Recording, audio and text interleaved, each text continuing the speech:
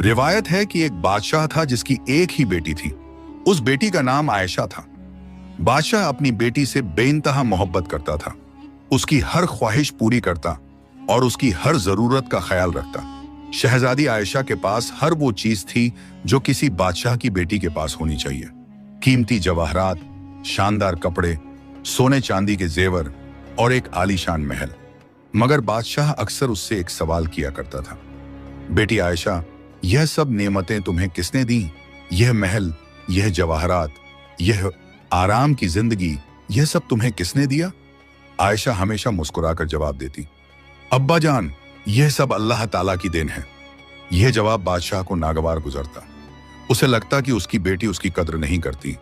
वो तो दिन रात मेहनत करके सल्तनत चलाता है, जंगों में जाता है, दुश्मनों से लड़ता है, और उसकी बेटी कहती है कि यह सब अल्लाह की देन है। एक दिन बादशाह दरबार में बैठा था। उसके दरबारी, वजीर और अमीर सब मौजूद थे। बादशाह ने शहजादी आयशा को बुलवाया।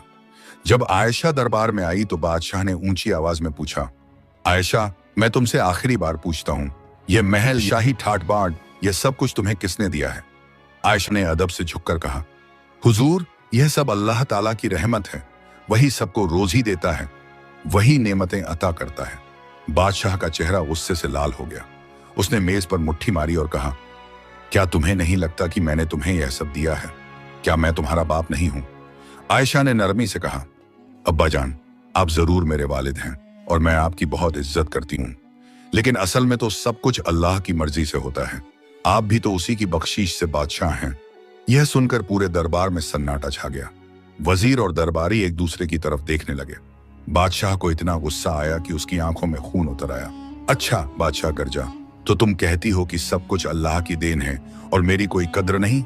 आज मैं तुम्हें दिखाता हूं कि जब बाप का साया सर से उठ जाए तो क्या होता है। आयशा घबरा गई। उसने कहा, अब्बा जान, मैंने आपकी कोई बेइज्जती नहीं की, मैं तो सिर्फ। चुप! बादशाह ने उसे बीच में रोका। तुम कहती हो कि अल्लाह सब कुछ देता है। चलो आज हम देखते हैं कि तुम्हारा अल्लाह तुम्हारे लिए क्या करता है।